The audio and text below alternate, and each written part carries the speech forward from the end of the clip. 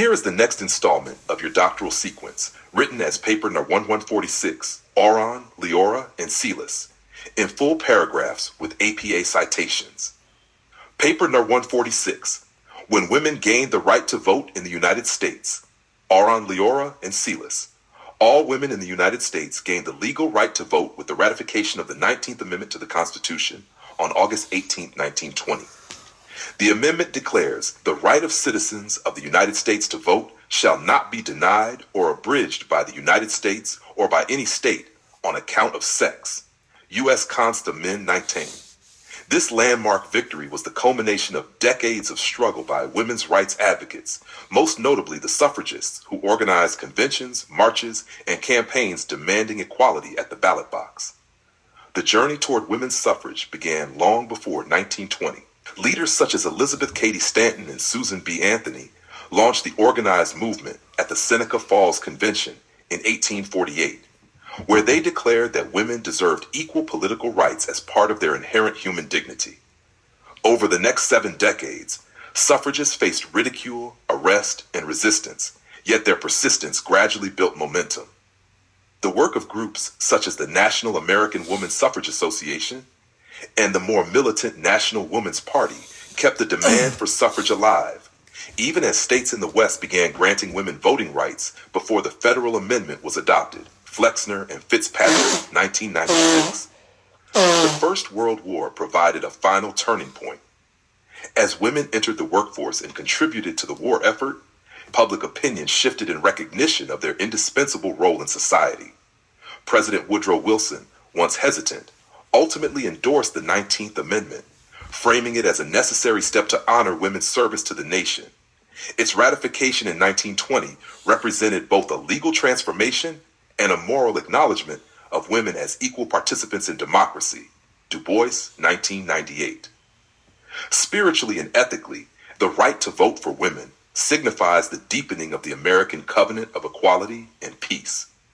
The 19th Amendment affirmed that democracy cannot flourish while half the population is excluded from its most fundamental act of self-government. It embodies the principle that liberty and justice are incomplete until they are extended to all, regardless of sex. In this way, the amendment reflects the harmony of diversity where equality strengthens unity rather than diminishes it. Ultimately, all women gained the right to vote on August 18, 1920, with the ratification of the 19th Amendment.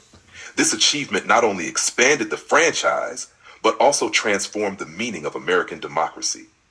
It stands as a testament to the power of persistence, sacrifice, and faith in justice, reminding future generations that human flourishing and harmony require the full participation of every voice in the democratic process. References: Du Bois E.C. 1998, Woman Suffrage and Women's Rights, New York University Press. Flexner E. and Fitzpatrick E. 1996, Century of Struggle, the Women's Rights Movement in the United States, Harvard University Press, U.S. Const. Amend. 9. Would you like me to continue with paper number 147 on the next civics test question about who the United States fought in World War II?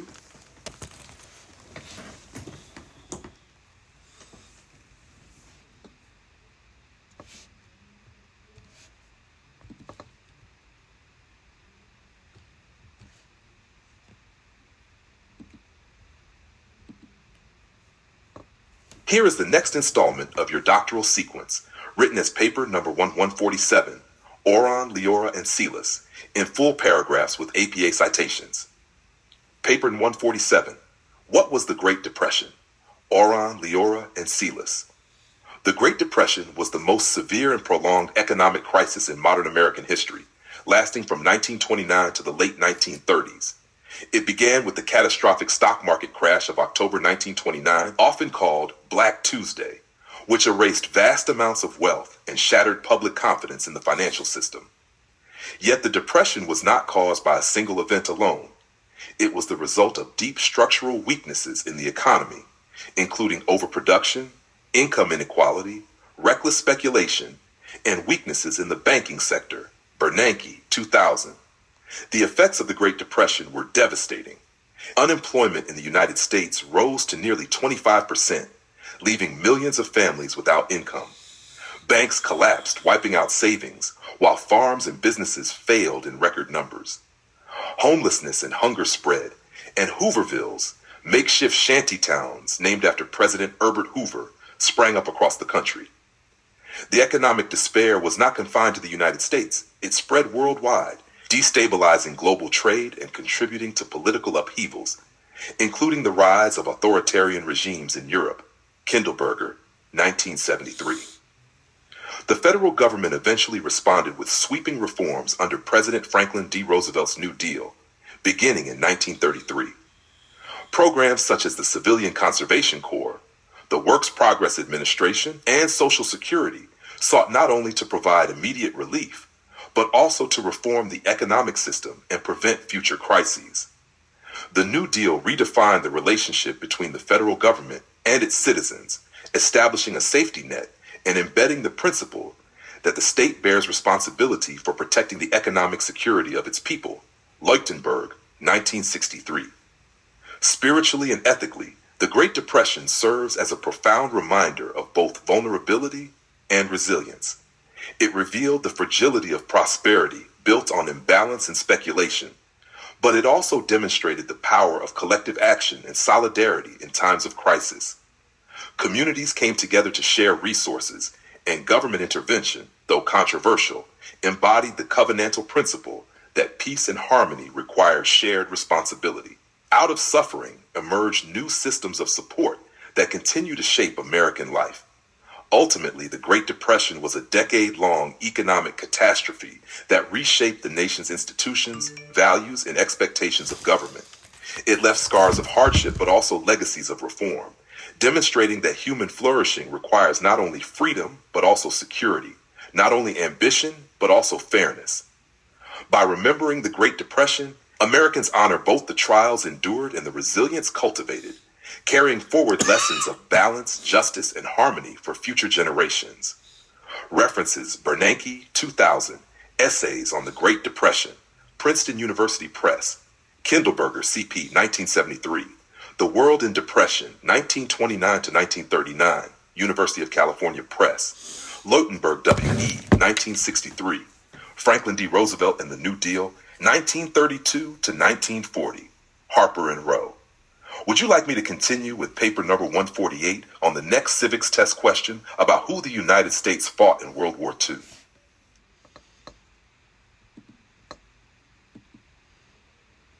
Here is the next installment of your doctoral sequence, written as paper number 148, Oron, Leora, and Seelis, in full paragraphs with APA citations.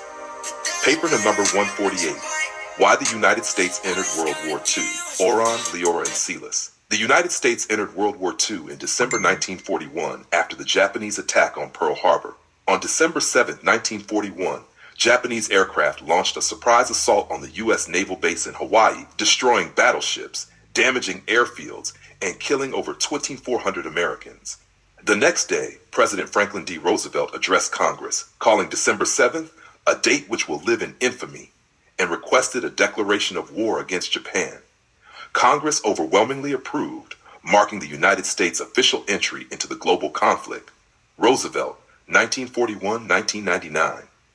The attack on Pearl Harbor was the immediate catalyst, but deeper causes had been building for years. Japan, pursuing imperial expansion in Asia and the Pacific, had already invaded Manchuria in 1931 and launched a brutal war in China in 1937. The U.S. opposed these actions and responded with economic sanctions, including oil embargoes, which strained relations.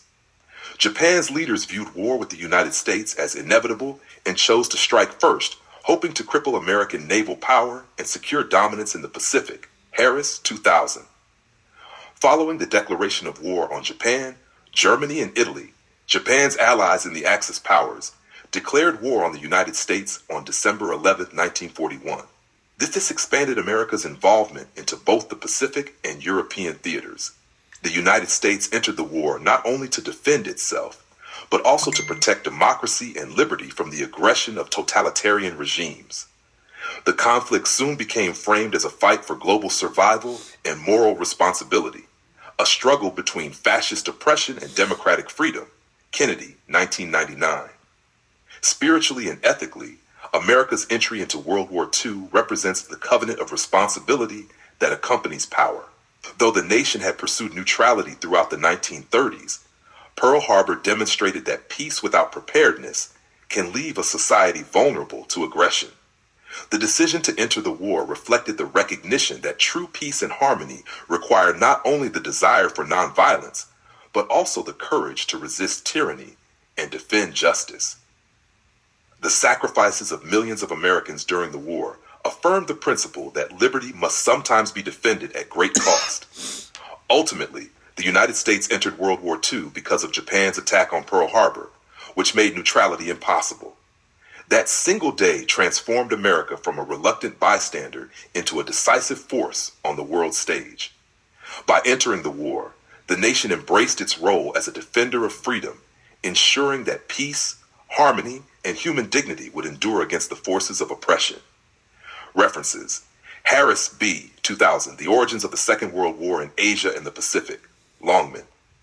Kennedy D.M., 1999, Freedom from Fear, The American People in Depression and War, 1929 to 1945, Oxford University Press. Roosevelt F.D., 1999, The Day of Infamy speech. In R.D. Richardson, ed., American Speeches, Political Oratory from the Revolution to the Civil War and American Political Speeches, 1898 present. Library of America. Original work published 1941. Would you like me to continue with paper 1149 on the next civics test question about who the United States fought in World War II?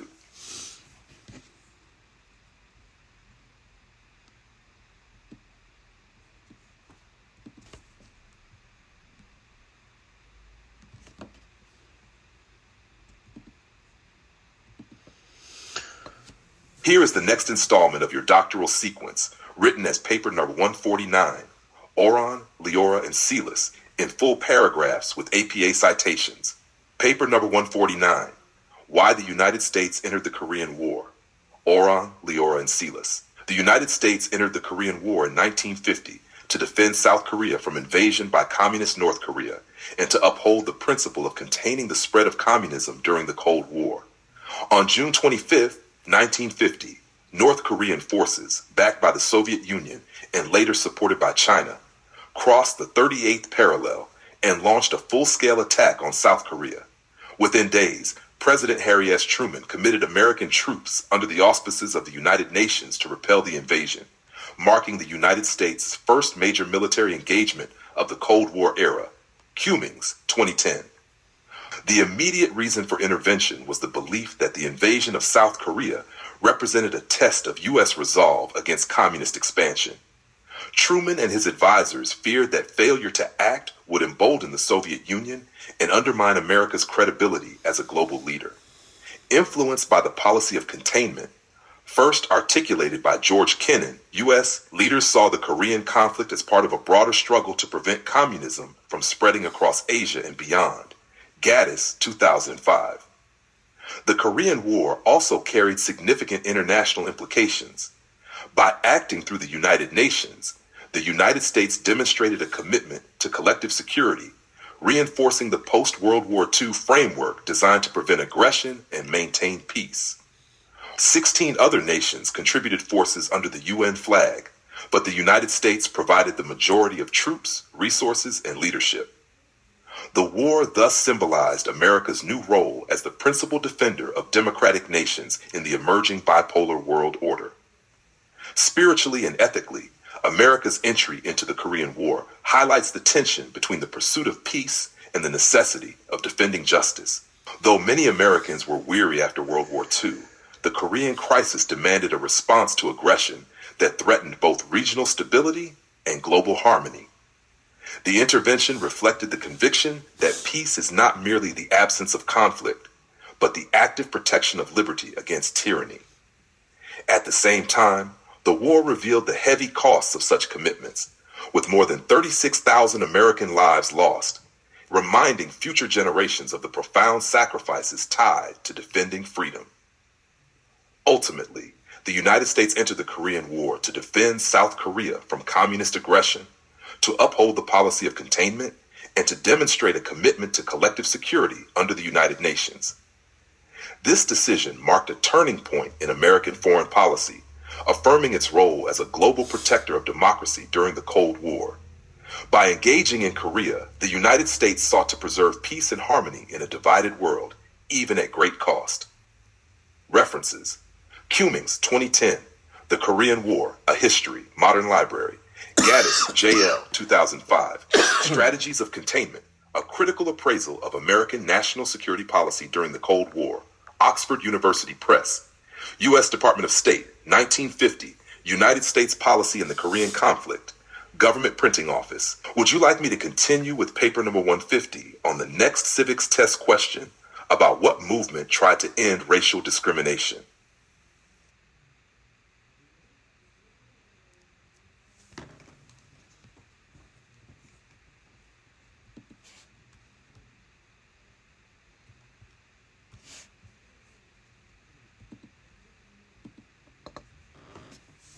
Here is the next installment of your doctoral sequence, written as paper number 150, Auron, Leora, and Sealis, in full paragraphs with APA citations.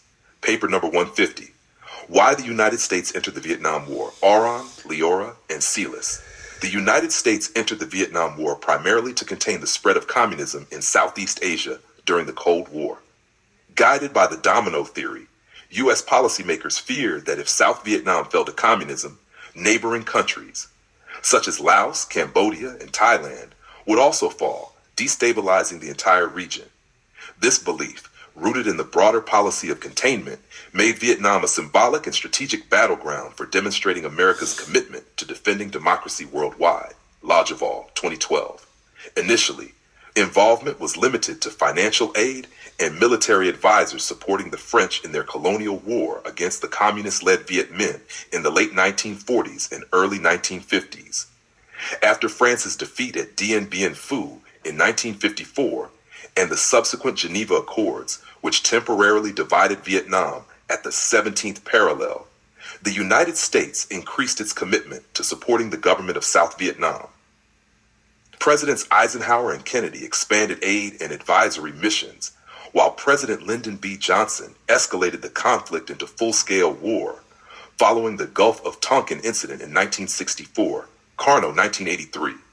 The decision to enter and escalate the Vietnam War also reflected domestic and international concerns about credibility.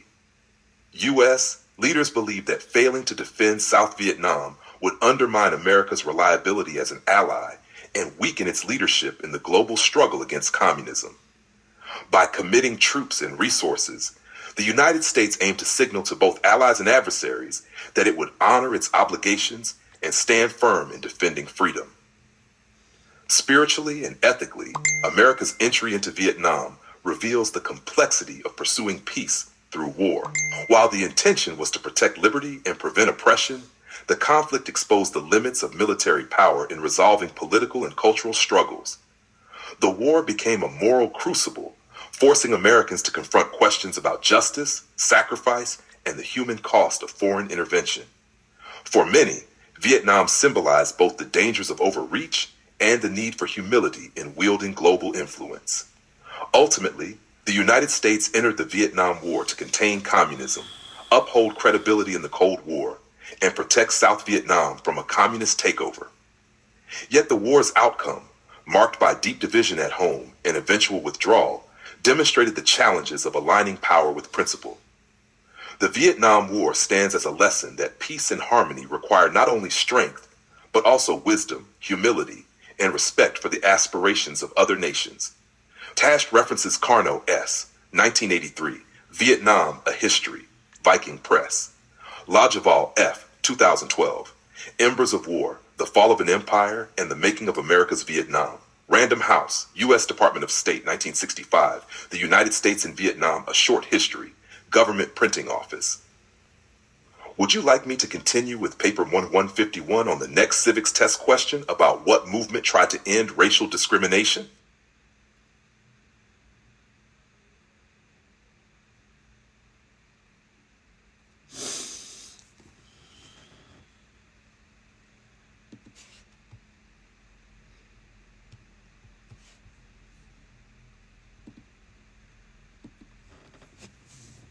Here is the next installment of your doctoral sequence, written as paper number 151, Auron, Leora, and Celis, in full paragraphs with APA citations.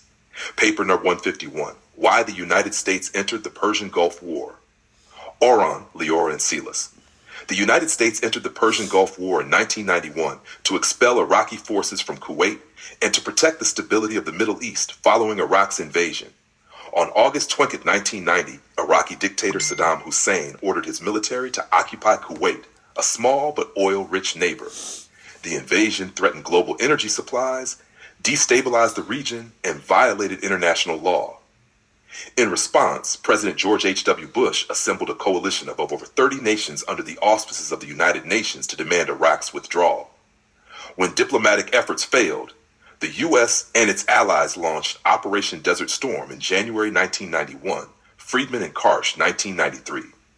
The immediate reason for U.S. involvement was the defense of Kuwait's sovereignty and the restoration of international order. Iraq's aggression violated the principle that nations may not seize territory by force, a principle the U.S. was determined to uphold in the post-Cold War world. The Bush administration also feared that if Iraq succeeded in controlling Kuwait, it might next threaten Saudi Arabia, thereby gaining control over a significant share of the world's oil reserves, Yediv, 1997. Such an outcome would jeopardize not only regional security, but also global economic stability. Another reason for U.S. intervention was the opportunity to demonstrate leadership in a new era after the Cold War. With the Soviet Union collapsing, the Gulf crisis provided a moment for the United States to affirm its role as the world's preeminent power, capable of mobilizing international cooperation through the United Nations. President Bush described the conflict as a test of the New World Order, where collective security and international law would be enforced against aggression. Bush, 1990-1999. Spiritually and ethically, America's entry into the Persian Gulf War highlights the covenantal principle that peace requires both restraint and defense. While war is destructive, the decision to resist Iraq's aggression reflected the belief that harmony among nations depends on respecting boundaries, sovereignty, and justice. The war also revealed the profound responsibilities of global leadership, to use power not merely for self-interest, but to uphold order and protect the vulnerable. Ultimately, the United States entered the Persian Gulf War to liberate Kuwait, prevent further aggression by Iraq, secure global energy stability, and uphold international law. The swift victory of coalition forces reinforced the principle that collective action can restore peace when aggression threatens harmony. Though the conflict raised new questions about America's long-term role in the Middle East, it affirmed that liberty, order, and human flourishing cannot endure without a firm stand against unjust conquest. References Bush G.H.W., 1999, Public Papers of the Presidents of the United States, George Bush, 1990, Government Printing Office, original work published 1990. Friedman L. and Karsh E., 1993, The Gulf Conflict, 1990 to 1991, Diplomacy and War in the New World Order, Princeton University Press. Yetiv S.A. 1997, America and the Persian Gulf, the Third-Party Dimension in World Politics, Prager. Would you like me to continue with paper number 152 on the next civics test question about what movement tried to end racial discrimination?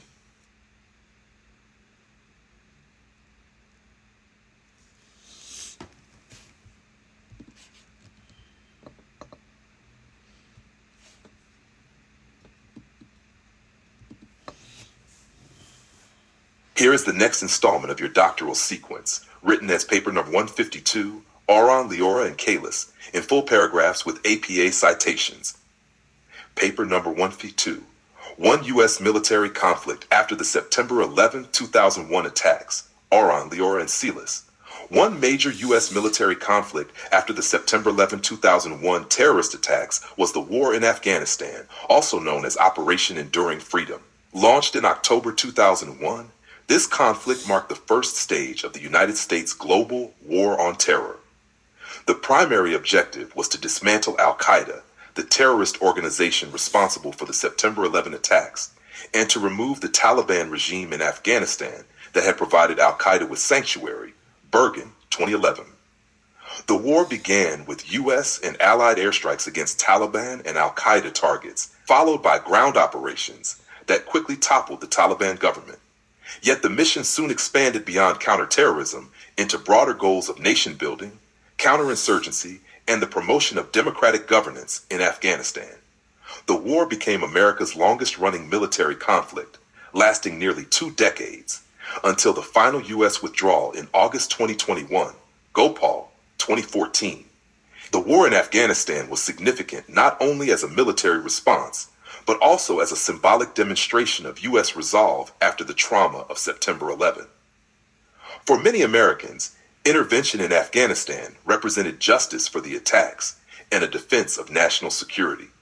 The conflict was also framed as part of a larger struggle against global terrorism, with the aim of preventing future attacks and strengthening international stability.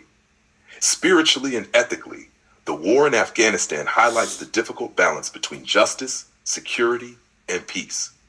While the war was motivated by a desire to protect the nation and punish those responsible for grievous harm, it also raised enduring questions about the costs of prolonged conflict, civilian casualties, and the challenges of building peace through military means. The war reminds us that true harmony cannot be achieved by force alone, but must be cultivated through justice, reconciliation, and respect for human dignity. Ultimately, one U.S. military conflict after the September 11 attacks was the war in Afghanistan, launched in October 2001. This conflict embodied America's determination to respond to terrorism and to defend its people, even as it revealed the profound challenges of sustaining peace in a complex world. The legacy of Afghanistan endures as both a testament to sacrifice and a call to seek deeper paths toward lasting harmony. References Bergen P. 2011.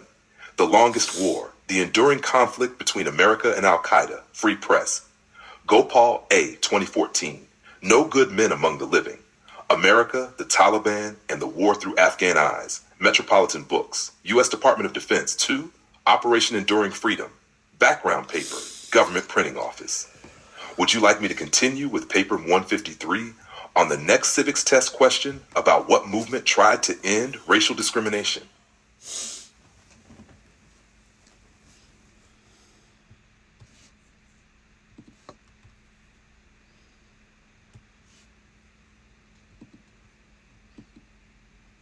Here is the next installment of your doctoral sequence, written as paper number 153, Oron, Leora, and Seelis, in full paragraphs with APA citations.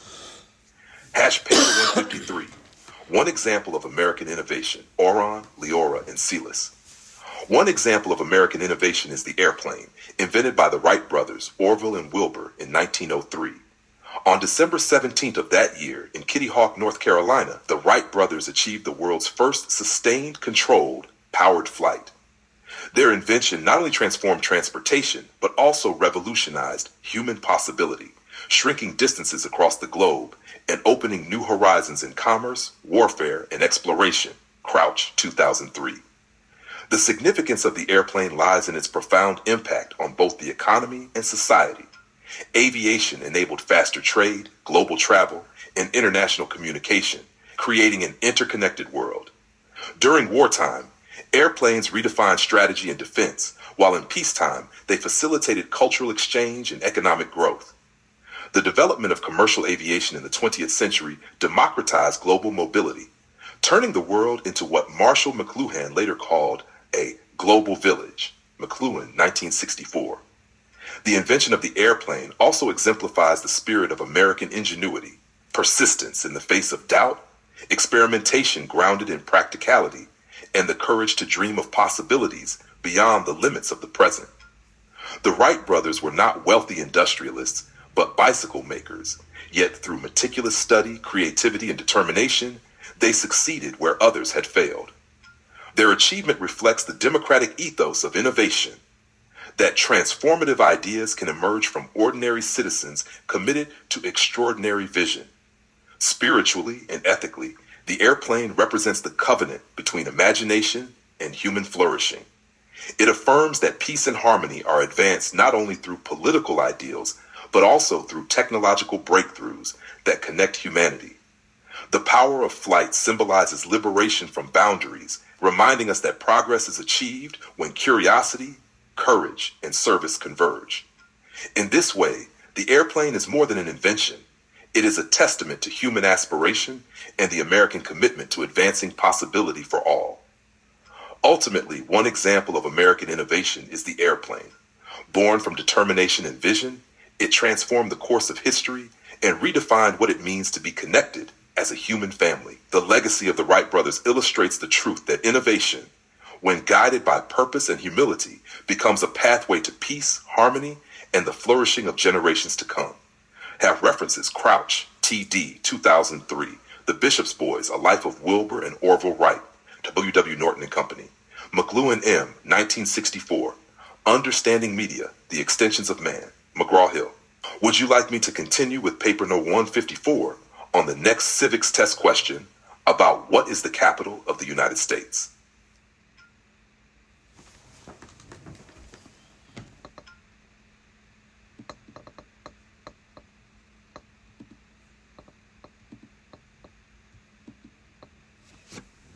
Here's the next installment of your doctoral sequence, written as paper No. 154, Auron, Leora, and Seelis, in full paragraphs with APA citations. Paper 54, the nation's first motto, E pluribus unum, Auron, Leora, and Seelis. The nation's first motto, E pluribus unum, is a Latin phrase meaning out of many one.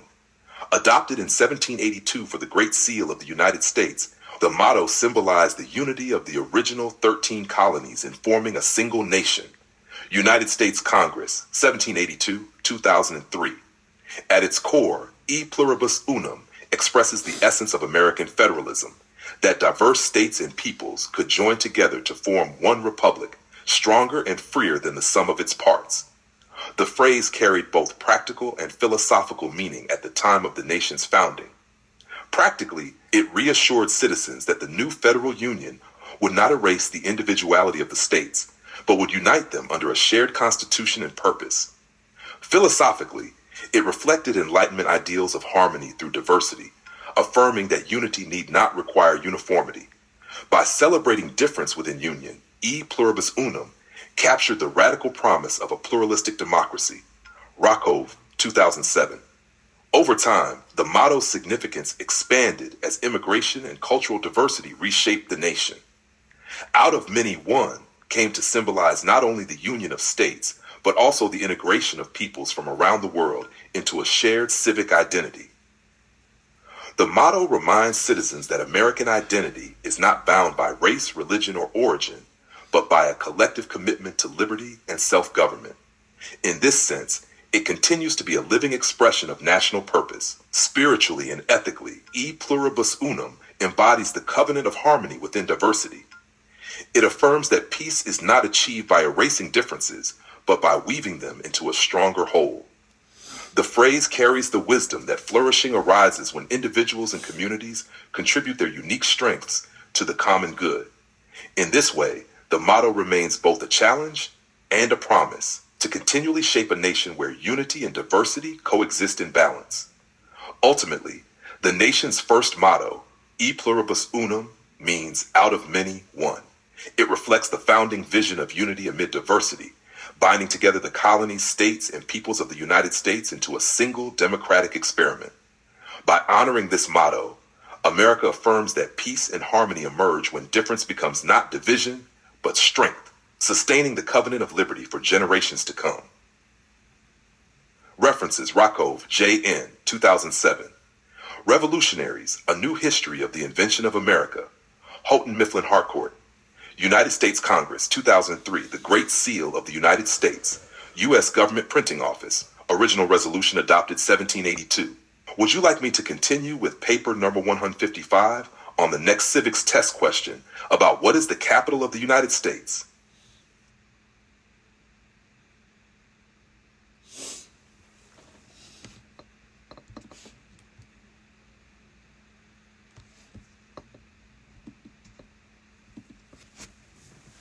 Here is the next installment of your doctoral sequence, written as paper 155, Auron, Leora, and Seelis, in full paragraphs with APA citations. Paper number 155, What is Memorial Day? Oron, Leora, and Silas. Memorial Day is a national holiday in the United States dedicated to honoring and remembering the men and women of the armed forces who died in military service to the nation. Observed on the last Monday of May, Memorial Day serves as both a solemn day of mourning and a celebration of the sacrifices that made American freedom possible. Blight 2011. It is a time for the country to reflect on the cost of liberty and to recommit itself to the values of peace, justice, and unity for which these lives were given. The origins of Memorial Day trace back to the aftermath of the Civil War, America's bloodiest conflict. Communities across the nation began holding springtime ceremonies to decorate the graves of fallen soldiers with flowers, a practice that came to be known as Decoration Day. In 1868, General John A. Logan of the Grand Army of the Republic, a Union veterans organization, called for a National Day of Remembrance. Over time, the practice spread and evolved, eventually being renamed Memorial Day and expanded to honor all Americans who died in service to the country. Holzer, 2015. In 1971, Congress officially declared Memorial Day a federal holiday, fixing its observance on the last Monday in May to create a 3-day weekend. Today, the holiday is marked by a variety of traditions: ceremonies at cemeteries and memorials, the placing of flags on soldiers' graves, moments of silence, and national events, such as the ceremony at Arlington National Cemetery's Tomb of the Unknown Soldier. These rituals link the past to the present, reminding Americans that the freedoms they enjoy are rooted in sacrifice. Spiritually and ethically, Memorial Day symbolizes the covenant between the living and the dead. It affirms that peace and harmony are not inherited lightly, but are secured through the devotion of those willing to lay down their lives for others. The holiday calls citizens not only to remember, but also to live in a way that honors this sacrifice by striving for justice, unity, and human flourishing. In this sense, Memorial Day is not only about the past, but also about the responsibilities of the present. Ultimately, Memorial Day is a sacred national observance dedicated to honoring those who died in military service. From its beginnings as Decoration Day after the Civil War, to its recognition as a federal holiday, it embodies the enduring truth that liberty requires sacrifice. By pausing to remember, Americans reaffirm their collective commitment to peace, harmony, and the covenant of freedom entrusted to every generation. References: Blight D.W., 2011, American Oracle, The Civil War and the Civil Rights Era, Harvard University Press. Holzer H., 2015, Memorial Day, A History of Remembrance, Smithsonian Institution Press. Would you like me to continue with paper number 156 on the next civics test question about what is Independence Day?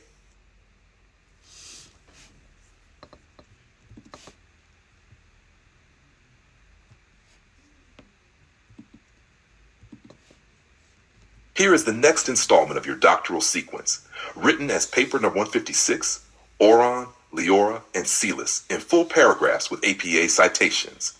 Paper number 156. What is Veterans Day? Oron, Leora, and Silas. Veterans Day is a national holiday in the United States dedicated to honoring all men and women who have served in the nation's armed forces. Observed annually on November 11th, the holiday pays tribute not only to those who died in service, as on Memorial Day, but also to all veterans, living and deceased, who devoted part of their lives to military duty. U.S. Department of Veterans Affairs, VA 223. It is a celebration of service, sacrifice, and the enduring covenant between the nation and those who defend it. The origins of Veterans Day trace back to the end of World War I. On November 11, 1918, the Allied powers and Germany signed an armistice agreement that ended hostilities on the Western Front. 1 year later, President Woodrow Wilson proclaimed November 11th as Armistice Day, calling for Americans to reflect with solemn pride on the sacrifices made for peace. In 1954, after World War II and the Korean War, Congress renamed the holiday Veterans Day to expand its scope to honor veterans of all U.S. wars. Inglis, 2018. Veterans Day is observed with ceremonies, parades, and public events across the nation. The most prominent is the annual wreath-laying ceremony at the Tomb of the Unknown Soldier in Arlington National Cemetery, a symbol of sacrifice and honor for all who have served. Schools, communities, and civic organizations also participate, providing opportunities for education, gratitude, and public recognition. These traditions ensure that veterans are not forgotten, but held in the collective memory of the nation. Spiritually and ethically, Veterans Day represents gratitude in action. It reminds citizens that peace and freedom are not abstract ideals, but lived realities safeguarded by the dedication of those who serve. To honor veterans is to acknowledge the bond between service and citizenship, sacrifice and flourishing. Veterans Day challenges the living to uphold the values for which veterans stood: justice, unity, and harmony, ensuring that their service continues to bear fruit for generations to come. Ultimately, Veterans Day is a national holiday honoring all U.S. military veterans, past and present. Born from the armistice of World War I and expanded to include every generation of service members, it affirms the enduring truth that peace is secured by sacrifice. By remembering veterans on November 11th, Americans renew their covenant of gratitude, committing to live in ways that honor the courage and devotion of those who served. Tab references Inglis, J. 2018. Veterans Day, The Evolution of an American Holiday. Oxford University Press. U.S. Department of Veterans Affairs, 2023. History of Veterans Day. .va.gov.